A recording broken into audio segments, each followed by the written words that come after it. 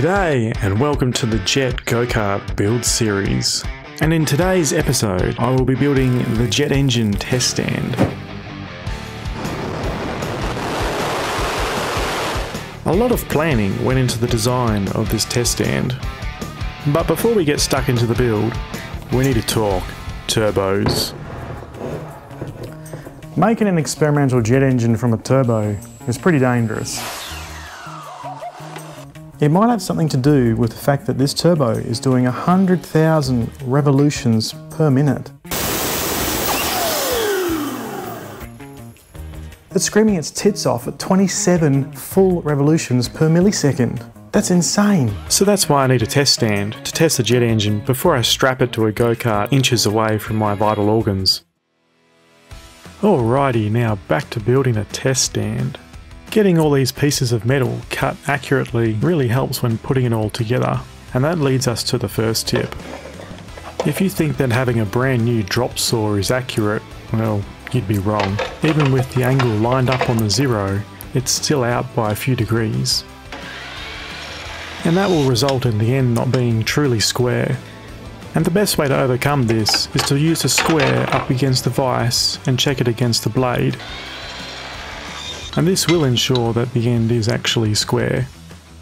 My little workshop that I have isn't that big, so I've had to make everything portable and movable on wheels. And this will be the first video that I've actually shown me using my new plasma cutter table that I've made. As you can see, I can use it for grinding as well as the plasma cutting that I usually do. If you haven't seen the build video of the table yet, go check it out at the end. Now this section here that I'm building is the top of the test stand. I built it out of 90-degree angle line so that I could use it to mount and bolt to on the top and sides. Now here's a nice bit of trickery. I couldn't help myself, I like things looking flush. And here is tip number 2 of the day. Never sit down next to the piece that you're welding. Reminds me of the time I had some hot welding spatter fall into my boot and it got stuck under my foot. I couldn't get my boot off fast enough, it burnt a hole straight through. So this framework here will be the top of the test stand, and it will house all of the components that need to run the jet engine, like the fuel pump, the oil tank, all the electrics, batteries, and with all of that contained in the frame, it's going to slide on top of another part of the test stand so that I can measure the thrust output. And now it's time to build the bottom half of the test stand. And this part will have its own caster wheels that will allow it to roll around. It was about at this point that I started losing my gas coverage from a MIG torch. Tip number 3. Always make sure you got spare gas. No, not that kind of gas. Before you start welding, there's nothing worse than running out halfway through.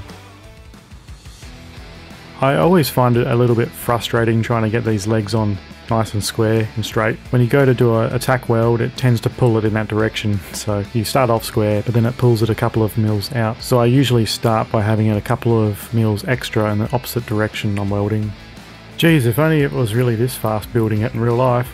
Realistically, this was done over a couple of weekends. And when it comes to buying these swivel wheels, always make sure that it locks the rotation of the wheel as well as the swivel. It just makes the test bench more stable when locking it in place.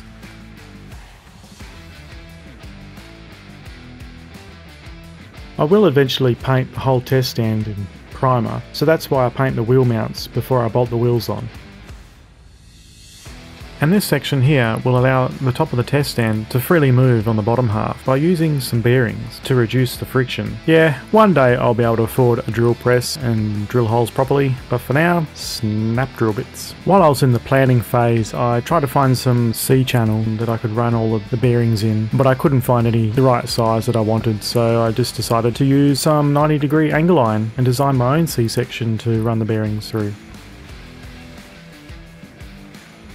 So the idea of the top being able to move so freely with the jet engine mounted to it is so that when it does put out thrust, it will pull on a digital scale and the base will stay in place. And then I've gone and welded some backstops to stop it from rolling off the base. In the next episode, I've got to weld some brackets inside to mount all the components and also make some C-channel so I can roll this top section straight onto my ute and take it all to a testing location.